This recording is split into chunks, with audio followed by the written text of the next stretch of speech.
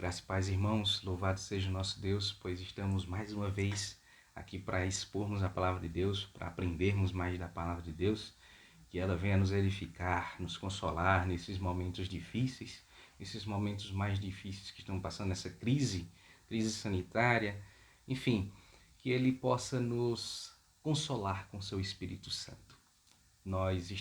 Eu aqui me sinto muito honrado, tá? Muito agradecido de estarmos aqui para aprendermos a palavra de Deus juntos e estou com muitas saudades de estar na igreja, de estar com os irmãos, de louvar, de engrandecer ao Senhor, tá? Espero que os irmãos também estejam sentindo esse mesmo desejo, essa mesma falta nos domingos, porque eu me sinto um vazio, né? Como se tivesse um vazio nesses domingos. Mas estamos aqui para ajudarmos uns aos outros, para então nos edificarmos na palavra, que a palavra do Senhor possa nos consolar diante dessa situação do qual nós não podemos nos reunir agora, por causa do distanciamento social, que é a única eficaz, né? O único remédio eficaz contra esse vírus é o distanciamento social por enquanto. Mas quando voltaremos com tudo, meus irmãos. Voltaremos para abraçar, para conversar, para estarmos juntos e reunidos em comunhão com o nosso Senhor. Amém?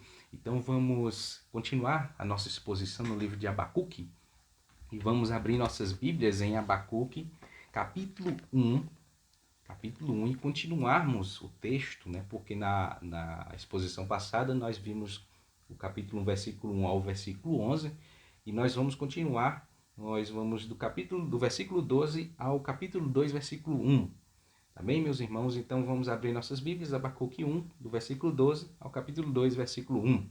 Diz assim a palavra de Deus: Não és tu desde a eternidade, ó Senhor, meu Deus, ó meu santo, não morreremos. Ó Senhor, para executar juízo puseste aquele povo. Tu, ó rocha, o fundaste para servir de disciplina. Tu és tão puro de olhos que não podes ver o mal e a opressão não podes contemplar. Por que, pois, toleras os que procedem perfidamente e te calas quando o perverso devora aquele que é mais justo do que ele? Por que fazes os homens como os peixes do mar, como os répteis que não têm quem os governe? A todos levanta o inimigo com o anzol, pesca-os de arrastão e os ajunta na sua rede varredora. Por isso ele se alegra e se regozija. Por isso oferece sacrifício à sua rede e queima incenso à sua varredora, porque por elas enriqueceu a sua porção e tem gordura a sua comida. Acaso continuará por isso esvaziando a sua rede e matando sem piedade os povos?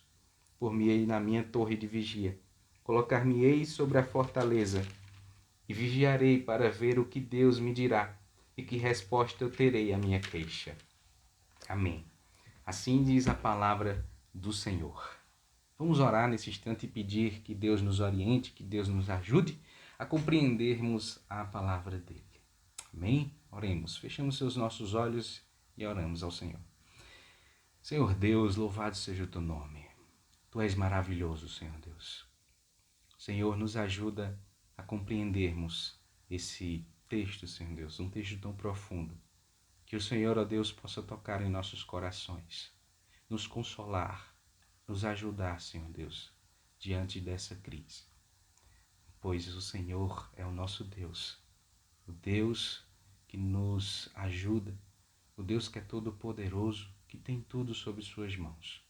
Por isso, ó Deus, te agradecemos por este momento e te pedimos que o Senhor nos ilumine e nos ajude, assim, ó Deus, a estarmos mais próximos, unidos em Cristo e aprendermos mais da tua palavra. Em nome de Jesus, Senhor Deus, assim te oramos e te agradecemos. Amém. Na exposição passada, irmãos, vimos o texto de Abacuque 1, versículo 1 ao versículo 11, onde vimos ali a inquietação de Abacuque. Abacuque, ele faz uma oração inquieto, ele não sabe o que está acontecendo, ele não sabe por que tanto pecado em Judá, até ele pergunta, até quando, Senhor, clamarei eu e tu não me escutarás? Ele não sabe por que o silêncio de Deus, por que Deus está em silêncio, mas uma hora ou outra chega a resposta de Deus, e não é nada daquilo que Abacuque esperava. Abacuque esperava outra coisa, mas a resposta de Deus foi algo amargo, foi algo muito difícil de se engolir, né? Foi algo muito difícil e muito pesado.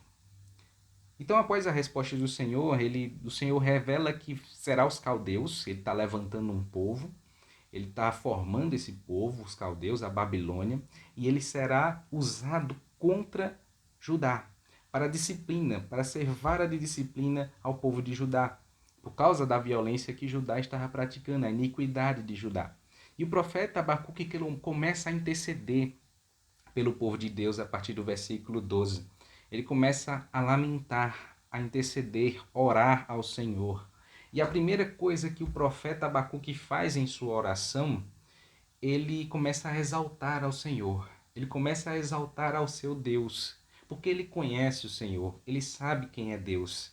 E é na oração que nós entendemos quem é o Senhor, quem é Deus. Abacuque, ele descreve alguns atributos de Deus nessa oração.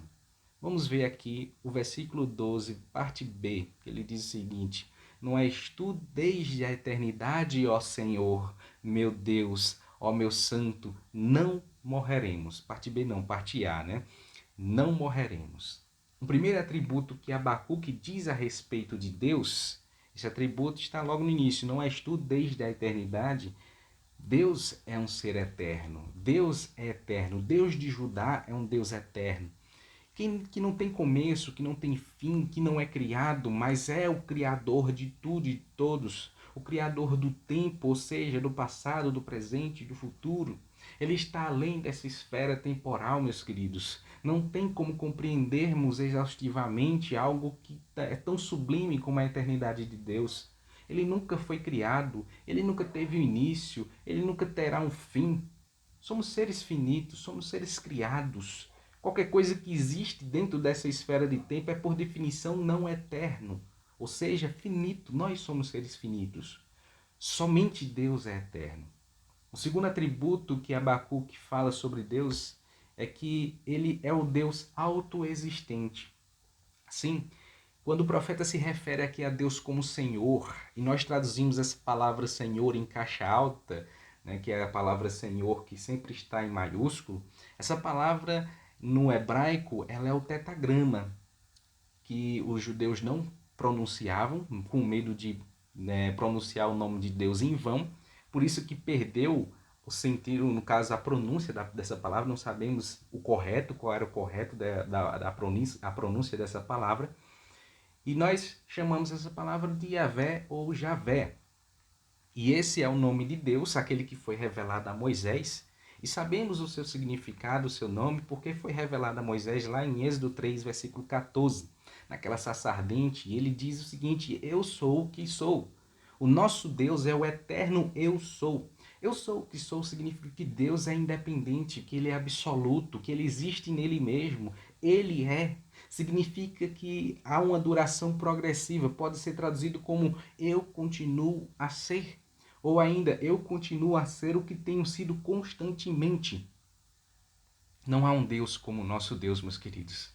Deus não depende de mim, Deus não depende de você, Deus não depende de Abacuque, e o profeta sabe muito bem disso. Deus não é autocriado, ele não se criou a si mesmo. Tem muitos que dizem isso, que Deus criou a si mesmo, mas não. Deus é autoexistente, ele existe nele mesmo, ele é um ser independente, não depende de nada. Nós somos pessoas frágeis, somos criaturas frágeis. 3 dias sem água morreremos. Minutos sem oxigênio, nós morreremos também. Mas Deus não pode morrer, porque Ele não está nessa esfera de tempo, meus queridos. Ele não depende de nada. O terceiro atributo que Abacuque revela sobre Deus, fala sobre Deus, é a sua imutabilidade, que podemos ver quando o profeta se refere a Deus como rocha, ó rocha. Ele se lembra da oração de Moisés, em Deuteronômio 32, versículo 4, quando Moisés afirma: Eis a rocha.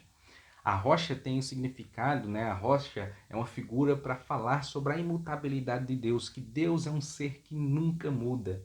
Deus não muda, meus queridos. Tudo pode mudar, toda a criação pode mudar, mas como Deus é um ser eterno, perfeito, ele não pode mudar.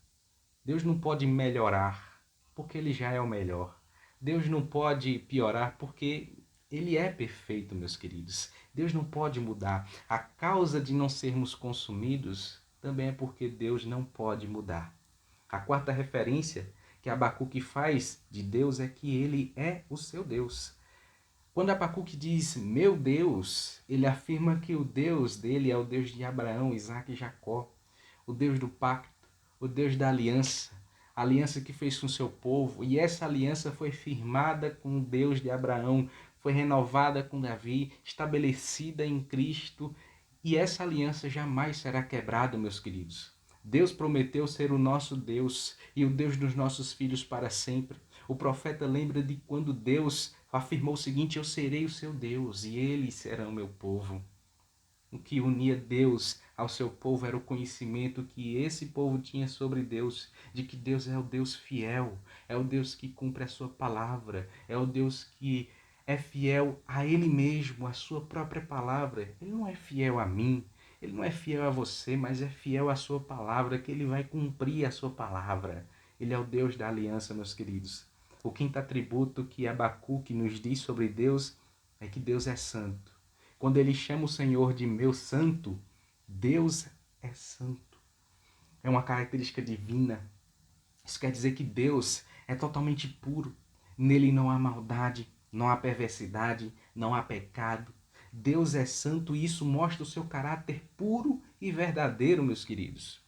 Por ele ser santo, ele não pode compactuar com coisas impuras, com o pecado. Sua natureza não permite que ele seja tolerante ao pecado, meus queridos. Deus é um ser que é intolerante ao pecado. Ele tem aversão à perversidade. Ele tem ódio a toda imoralidade. Versículo 13, no iniciozinho, na parte A, diz: tu és tão puro de olhos que não podes ver o mal, e a opressão não podes contemplar. Deus não pode ver o mal, Deus não pode contemplar, Deus não compactua com isso. E o Abacuque, o profeta, sabe disso, sabe dessa natureza de Deus. Essa intolerância a tudo que é ruim, a tudo que é mal, é a resposta à santidade de Deus. Deus é santo, a sua própria santidade. A santidade de Deus faz referência à sua grandeza, à sua absoluta perfeição moral e ética, meus queridos. Nesse sentido, a santidade de Deus é incomunicável. Deus odeia o mal. Ele abomina a iniquidade. E no dia do juízo, aqueles que se agarram aos seus pecados serão banidos para sempre da presença de Deus. Neste versículo 12, meus queridos, nós podemos aprender algumas coisas com ele. Primeira coisa que aprendemos é que Abacuque sabia que a disciplina viria. Mas, contudo, ele não olha para o problema. Ele não fica olhando para a disciplina. Ele não fica olhando para o que vai acontecer com o povo. O seu olhar não está na situação política, não está na situação econômica, sanitária de Judá. O foco de Abacuque é em Deus. Ele ora a Deus.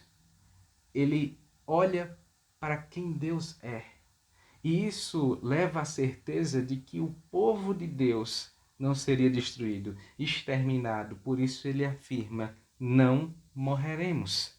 O povo da aliança jamais seria destruído, porque Deus fez uma aliança com o seu povo, fez um pacto com o seu povo. A disciplina não estava ali a caminho de Judá para destruir, para aniquilar Judá, mas para trazer restauração, para corrigir Judá.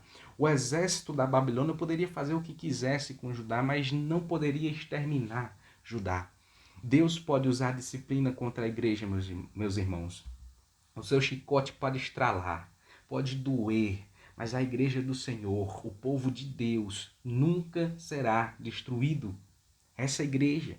Regimes comunistas totalitários, por exemplo, eles tentaram destruir a igreja, acabar com as igrejas lá na Europa leste, do leste europeu, lá na Rússia, mas não conseguiram, meus queridos. O meu Deus é o meu santo Deus e por isso nós não morreremos. A igreja continua, o povo de Deus continua. Pode vir pandemia, pode vir crises e mais crises. Podemos sofrer muito, bastante, meus queridos. Podem morrer milhões, mas não seremos exterminados. A morte não é o fim de tudo, é apenas o começo. E a minha esperança e a sua esperança não pode estar centrada, não pode estar depositada nas coisas desse mundo, porque as coisas desse mundo é passageira, meus queridos. A minha esperança não pode estar na minha noiva, a minha esperança não pode estar no meu trabalho, nos filhos, né, no que eu tenho, mas a minha esperança, ela tem que estar no Senhor, ela tem que estar em Cristo. Nós somos peregrinos nesse mundo, meus queridos. Tudo isso irá passar. Nós fazemos parte de outra nação. Nós fazemos parte de uma outra cidade. Temos uma outra cidadania. E essa cidadania, meu querido, a cidadania perfeita, é a cidadania em Cristo Jesus. Onde nós ali, nós seremos chamados pelo nome e seremos e ouvimos a palavra, ouvimos assim a voz do Senhor, chamando o nosso nome. E viveremos ali com o Senhor para sempre. A segunda coisa que essa passagem nos ensina, no versículo 12, é que conhecendo Deus como um ser santo, o profeta entra em confusão. Porque ele não entende a razão de Deus enxergar todo o mal contra Judá e mesmo assim ficar contemplando. Abacuque estava perturbado porque não entendia a ação de Deus. Deus usando os caldeus, a Babilônia, né, acabando com Judá, fazendo disciplina contra Judá, fazendo aquele mal contra Judá, mas mesmo assim permanecer santo, com seu caráter santo. Deus não permitiu, porque tem pessoas que vão pensar que Deus permitiu que os caldeus fossem até Judá e acabar com Judá e começar a fazer toda aquela disciplina contra Judá. Deus não permitiu, não faz parte do decreto permissivo de Deus fazer isso. A palavra é bem evidente quando Deus diz que vai usar a Babilônia, que é Deus que vai fazer.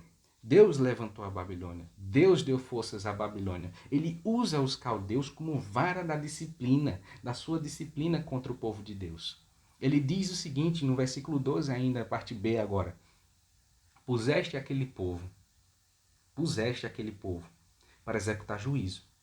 O fundaste para servir de disciplina. Abacuque sabe que foi Deus quem fez, que fundou o povo, que pôs aquele povo para ser vara, para ser disciplina, para ser chicote, né, do povo de Judá. Deus puniria o pecado de Judá, do seu povo, como um pai disciplina o seu filho. Mas nunca abandonaria seu povo. Um pai nunca abandona seu filho.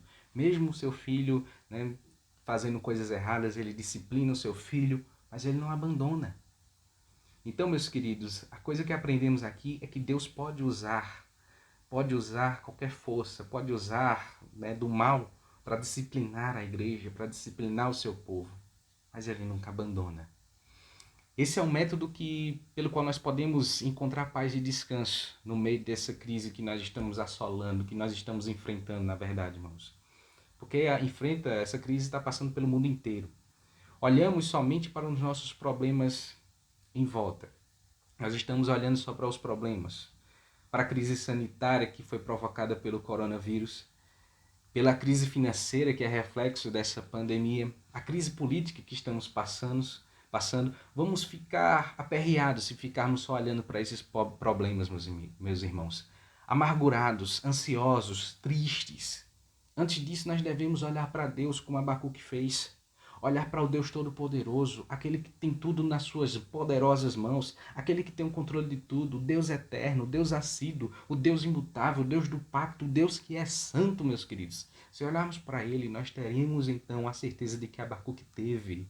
Nós não morreremos. Quando eu falo nós não morreremos, não é que seremos imortais, mas a igreja não será exterminada. Deus não exterminará a igreja. Apesar do sofrimento que estamos passando, apesar do sofrimento da igreja estar passando, ele tem um propósito para o sofrimento, ele tem um propósito para a dor, para o mal. E este é punir os ímpios e disciplinar e corrigir a igreja, meus queridos. Abacuque, quando escuta a resposta de Deus, ele fica apavorado, estonteante, ele fica inquieto, ele sabe que a disciplina vem de Deus. E isso leva a lamentar, orar com profundo lamento, meus queridos, porque ele não consegue conciliar o caráter de Deus santo com as atitudes de Deus. O versículo 13 diz o seguinte: Tu és tão puro de olhos que não podes ver o mal e a opressão não podes contemplar. Por que, pois, toleras os que procedem perfidamente e te calas quando o perverso devora aquele que é mais justo do que ele? Se Deus é santo, tem olhos tão puros, é eterno, e o Senhor é o soberano da história, por que tão contemplam o mal? Se Deus é tão puro, intolerante ao pecado, avesso à maldade, por que então ele tolera a maldade dos caldeus contra o povo de Judá? Assim começa o lamento de Abacuque, apelando para a santidade de Deus. Abacuque não esperava uma resposta tão amarga, e talvez ele esperasse que fosse levantado um rei, como o rei Josias, para restaurar o seu povo, para avivar o seu povo, mas sabendo de toda a desgraça que Judá estaria ali para ser acometida, ele não fica em silêncio, ele não se retrai, ele não fica guardando, amargurado, aguardando aquilo no seu coração. Ele se prostra diante de Deus, ele se humilha e ora ao Senhor, argumentando com Deus, lamentando, falando o que está no seu coração, porque ele é um homem que não entende os desígnios do Senhor, a vontade eterna do Senhor. E esse é um dos problemas teológicos mais perturbadores, meus queridos. Como conciliar a ideia de que Deus é santo, mas que ele usa o mal para cumprir os seus eternos propósitos, os seus propósitos eternos? Como é que ele permite o mal, o sofrimento, a dor que acontece nesse mundo e ainda assim permanecer santo? O problema do mal é um dos motivos dos quais os profetas, os salmistas, de muitas vezes eles fazerem orações de lamento, de se lamentarem, porque eles não entendem essa relação entre a santidade de Deus e o mal no mundo. O profeta não sabe o porquê de Deus ficar calado ao ver aquele que é mais justo ser devorado pelo injusto. Aquele que é mais justo é Judá. Por mais que o povo de Judá estivesse vivendo em pecado, eles eram ainda o povo de Deus. Eles eram o povo de Deus, que Deus fez um pacto com eles. Mas nem todos ali que estavam em Judá viviam em pecado, viviam na prática do pecado. Porém, todos iriam pagar. Ainda hoje ficamos atônitos com esse fato, porque o mal existe. O século XX foi o período dos mártires, meus queridos. Como um impiedoso regime comunista, nas duas brutais guerras mundiais, nos regimes totalitários e sádicos de Adolf Hitler, os nazistas, né? O regime de Mao Tse-tung. Ainda hoje nós perguntamos por que Deus permite tanta guerra, tanta morte, por que Deus permite o coronavírus, permitiu que esse coronavírus estivesse aí assolando o mundo, por que Deus permite que as pessoas piedosas percam seus empregos, porque Deus permite que os fortes esmaguem os fracos e os maus destruam os piedosos com requintes de crueldade. Milhares de servos de Deus pereceram nas arenas dos anfiteatros romanos, pisados por touros, devorados por feras, esfacelados pelas espadas dos gladiadores. Milhares de crentes foram feitos luminárias nos jardins de Nero. Lá eles eram colocados em estacas, colocados cheios de piches, e queimavam eles vivos, e eles serviam de luminárias para o jardim de Nero, meus queridos. Multidões foram queimadas em fogueiras da Inquisição. Outros servos e servas de Deus, sem conta, foram empurrados nos becos estreitos e fuzilados por nazistas, colocados em câmaras de gás. Outros foram trucidados pelo regime comunista ateu. Ainda hoje, mártires selam com sangue o testemunho do Evangelho. Ficamos espantados ao vermos gente piedosa sendo torturada, sendo morta, sem nenhum sinal divino, de intervenção divina.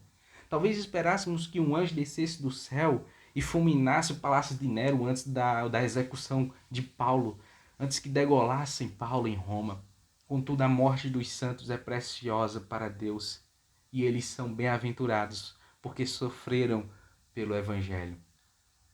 Em sua queixa, que é uma queixa o que Abacuque diz aqui, Abacuque começa a usar algumas figuras para descrever a fragilidade de Judá e a arrogância dos caldeus. O versículo 14 ao 17 diz o seguinte: Por que fazes os homens como os peixes do mar, como os répteis, que não tem quem os governe?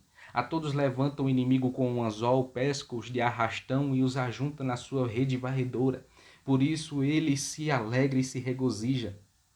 Por isso oferece sacrifício à sua rede e queima incenso à sua varredora, porque por elas enriqueceu a sua porção e tem gordura a sua comida. Acaso continuará por isso esvaziando a sua rede e matando sem piedade os povos? Nessa linguagem figurada, o profeta se queixa de que seus irmãos, o povo de Judá, seria reduzidos a peixes, a condição de peixes do mar, de bichos que se arrastam. Foi Deus quem fez os judeus ficarem sem liderança, sem governo. O Deus os entregou às mãos dos caldeus. As pessoas em Judá seriam como peixes a serem fisgados ou répteis marinhos a serem capturados em redes de pescas dos caldeus. Os judeus estavam entregues à sua própria sorte. O inimigo aqui pode ser referência ao Nabucodonosor, o rei dos caldeus, e ele viria como um pescador para capturar o povo de Deus. Algumas imagens nas artes babilônicas que mostram Nabucodonosor sentado no seu trono, enquanto abaixo dele a figura de pessoas sendo dominadas e cobertas por uma rede de pesca. Outras figuras mostram os povos dominados com anzóis em sua boca como se fosse um peixe fisgado. E Abacuque usa exatamente essa imagem de dominação. A pesca do povo de Judá seria um sucesso. Todo o povo seria preso. Mas o profeta entra em crise porque ver Deus permitindo tudo isso, vendo o sucesso dos caldeus. A única coisa que a Babilônia adorava com toda a sua força era o seu próprio poder. O poder era o Deus dos caldeus. E eles usariam todas as suas forças para dominarem os judeus. Os judeus seriam capturados com anzóis e redes de arrastão. Ou seja, não tinham como escapar, meus queridos. Era uma captura individual e coletiva. O anzol, a rede, o arrastão representam o seu exército, as suas armas poderosas, as suas tecnologias. E o caldeus, a Babilônia iria conquistar Judá de fato. E isso era um motivo de alegria. Eles conquistavam, matavam, pilhavam e se alegravam, faziam festas com isso. A destruição do povo de Deus, dos judeus, era a alegria deles. Abacuque fica angustiado, ele argumenta com Deus, ele diz, se Deus continuar calado diante de toda essa calamidade, os caldeus iriam oferecer sacrifício aos seus falsos deuses. Nabucodonosor não iria dar glória a Deus. Ele não reconheceria o governo de Deus. Pelo contrário, ele era um idólatra. Ia continuar na idolatria. Abacuque fica angustiado, pergunta a Deus, se o Senhor não fizer nada, eles vão mergulhar ainda mais em sua idolatria. Na escuridão, nas trevas, eles não vão te dar graças. Até quando o Senhor vai permitir isso? Abacuque, até essa oração, versículo 17, ele acreditava que os ímpios, os caldeus, não iriam sofrer nenhuma punição, nenhuma disciplina, nenhuma punição de Deus, pois eles estavam perseverando, eles estavam conquistando, dominando terras e mais terras. Era um grande povo, tinha as redes, as redes que é o exército poderoso deles, eram as melhores que tinha, melhor do que qualquer um, eram extremamente poderosos. Por isso ele finaliza sua oração em lamento perguntando, mesmo que isso aconteça, mesmo que a disciplina venha, mesmo que a disciplina acabe com o seu povo, eles vão continuar impunes? Vão continuar usando suas redes para matar mais e mais e destruir povos e mais povos? Essa é uma oração sincera, meus queridos, de um crente que busca entender por que Deus permite o mal. Até mesmo usar o mal, mas mesmo assim ainda permanece santo. Como é que entendemos isso? Abacuque estava confuso. Nós ficamos perplexos, meus queridos. Nós nos perguntamos assim também, quanto a essa pergunta, quanto a essa ideia, nos lamentando sobre, por exemplo, as pessoas que perderam seus empregos nessa pandemia, que estão passando fome nessa pandemia, das pessoas que perderam parentes próximos por causa do coronavírus. Nós ficamos perplexos e ficamos com um sentimento de injustiça, por exemplo, quando vemos situações em que o auxílio emergencial ele é usado por pessoas que não precisam. Quando vemos políticos desviando a verba que é destinada à saúde, que seria para combater essa crise sanitária, utilizando essa verba para os seus próprios caprichos. Não é pecado lamentar, meus irmãos. Não é pecado perguntar a Deus no seu íntimo, por quê, meu Deus? Por quê? O lamento faz parte da oração do crente. Sobre a oração de lamento, o pastor Jonas Madureira descreve a lamentação, o lamento, dessa maneira.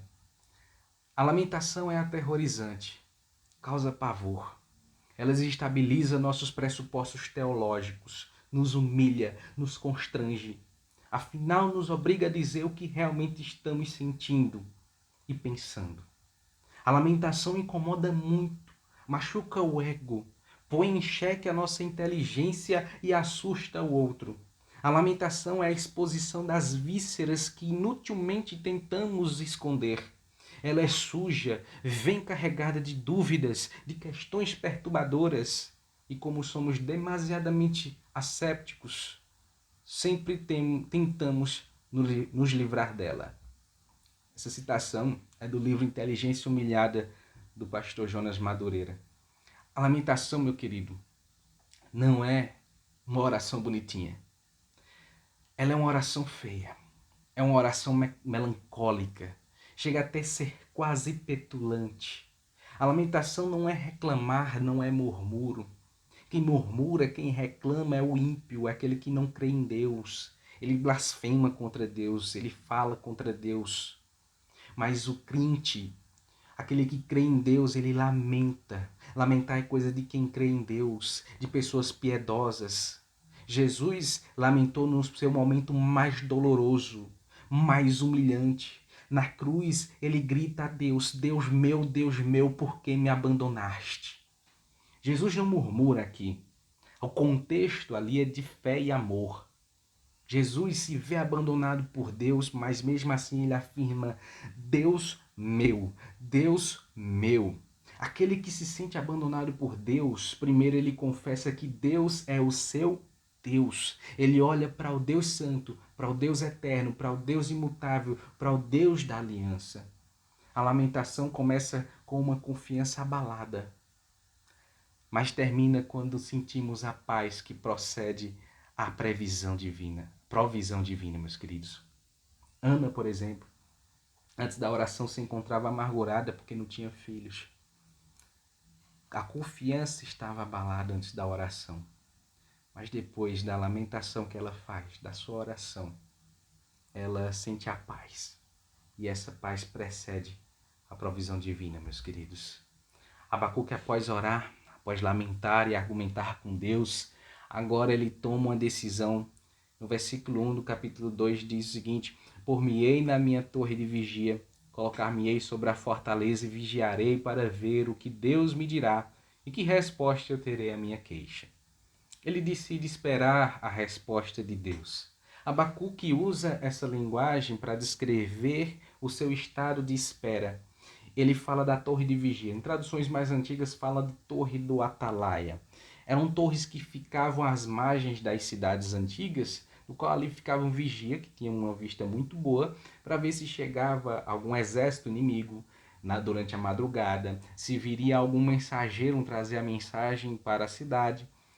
E ele se prepara, então ele anunciaria essa mensagem para que a cidade então se prepararia para uma futura guerra, talvez. Mas enfim, ele fica ali na torre da vigia, ele fica vigiando na fortaleza, ou seja, ele não deixa de orar, de vigiar, de orar e vigiar, mesmo sabendo todo o sofrimento, toda dor que o povo iria passar. Ele espera em Deus a resposta da sua queixa. Ele espera a resposta da sua queixa. Nossos lamentos devem seguir esse exemplo, meus queridos. Não podemos deixar de orar, não podemos deixar de lamentar, mesmo que o nosso Deus pareça demorar em responder, mas devemos ficar vigilantes sobre sobre a fortaleza, na brecha, meus queridos, orando, porque Ele vai responder. Ele ouve as nossas orações, os nossos lamentos. Não podemos orar a Deus e achar que nunca haverá uma resposta. A resposta não é no nosso tempo, não é quando eu quero, não é quando você quer, mas é no tempo de Deus. E esperar é uma parte fundamental da oração, porque a oração não acaba quando você diz amém. É a partir daí, é a partir desse momento que a oração começa de verdade. É esperar, é confiar de que Deus ouviu a sua oração e no seu tempo, no tempo determinado de Deus, Ele irá responder a sua queixa, a sua oração, a sua lamentação. Mas pretendo terminar, talvez respondendo essa pergunta: por que Deus permite o mal? Eu vou aqui trazer duas coisas. A primeira é para lembrarmos da seriedade do pecado, meus queridos. Deus criou o homem e disse que aquilo era muito bom. Ele criou todo, fez toda a criação e tal, e disse que era bom, mas quando fez o homem, disse que era muito bom. No primeiro paraíso, o homem tinha alegria, paz, santidade, comunhão direta com o Senhor, com Deus, tinha inocência. Mas o que aconteceu com a humanidade? O homem virou as costas para Deus, meus queridos. Nossos primeiros pais foram expulsos do paraíso e nos trouxe a maldição do pecado. Todo mal no mundo é resultado da queda, é resultado do pecado, da desobediência da nossa raça, meus queridos. Deus permite o mal neste mundo para entendermos a seriedade do pecado, que o pecado é coisa séria, meus queridos, que deve ser levado como coisa séria e que ele tem consequências. A solução final é só uma: redenção em Cristo Jesus. É Cristo Jesus a solução final para tudo isso.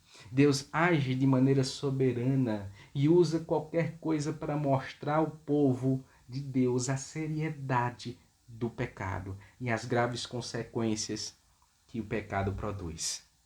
A segunda coisa é que Deus não é o autor do mal. Deus não criou o pecado, a iniquidade, a violência, não. Ele não criou nada disso. Tem muitos que usam, por exemplo, o texto de Isaías 45, versículo 7, onde lá diz que Deus criou o mal, para dizer que Deus é o autor do mal. Mas o contexto descrito ali não é o mal moral, não é o mal que vemos aqui nesse mundo, mas é o mal de calamidade, de juízo, de disciplina, como Deus ia fazer com Judá, disciplina. Deus iria disciplinar, e esse era o mal que Isaías estava se referindo, essa calamidade, essa destruição. Deus não criou o mal. Deus não criou o mal moral, né? Ou esse mal moral. Esse mal é responsabilidade do homem, é nossa responsabilidade. É responsabilidade dos anjos caídos, nunca de Deus. Deus não é responsável pelo mal que há no mundo, mas nós somos. Desde a eternidade, Deus já sabia que o homem iria pecar. Foi vontade de Deus que isso acontecesse. Sabe por quê, meus irmãos? Foi vontade de Deus para que todo o mal que está nesse mundo acontecesse, para que Deus pudesse manifestar um dos seus atributos, pudesse manifestar a sua justiça, a sua santidade. O mal existe porque ao final de tudo Deus irá triunfar. O mal perecerá, a justiça de Deus será manifesta plenamente. Tudo isso é necessário, meus queridos, porque Deus tem um plano no qual nós não sabemos como funciona. Quais são os critérios de Deus, seus entornos, seus contornos, mas sabemos que o mal existe. A igreja sofre, crentes piedosos sofrem, sabemos disso, meus queridos. Mas saiba de uma coisa, Deus está no controle de tudo. E desde a eternidade Ele planejou cruz, Ele planejou Cristo, a redenção em Cristo. Cristo sofreu na cruz, ressurgiu entre os mortos ao terceiro dia. A igreja vai sofrer mais até a volta de Cristo, meus queridos, no último dia, onde ali o paraíso será restaurado, onde ali haverá novo céu e nova terra, onde habita justiça e santidade, meus queridos, e ali moraremos eternamente com o Senhor. Cristo é o meu consolo, é a minha esperança. Cristo é a sua esperança, é o seu consolo. Cristo é o nosso consolo diante desse mundo perverso, desse mundo sofrido, caído. Por Ele nós vivemos, por Ele existimos e por Ele nós somos salvos, meus queridos. A Ele toda a glória. Amém. Oremos. Senhor Deus, louvado seja o teu santíssimo nome, ó Deus. Tu és o meu Deus. Tu és o Deus eterno, o Deus imutável, o Deus, Senhor Deus, que é o Deus do pacto, da aliança, que não vai quebrar, Senhor Deus, as suas promessas. O Deus que cumpre, Senhor Deus, as suas promessas, o Deus fiel, o Deus perfeito. Por isso nós encontramos consolo em Ti. Por isso que olhamos para Ti e não para os problemas, Senhor Deus. Por isso que Tu és a nossa força, a nossa fortaleza. Por isso que o Senhor, ó Deus, nos ajuda a caminharmos nesse mundo mau, nesse mundo cheio de dificuldades, de pecado, de perversidade. Senhor Deus, nos ajuda a caminhar, nos ajuda a confiar, nos ajuda, Senhor Deus, a estarmos mais próximos de Ti. Em nome de Jesus, nos edifica com a Tua palavra. E assim nós te oramos e te pedimos, Senhor Deus, ouça a nossa oração. Em nome de Jesus. Amém. Deus nos abençoe, meus irmãos.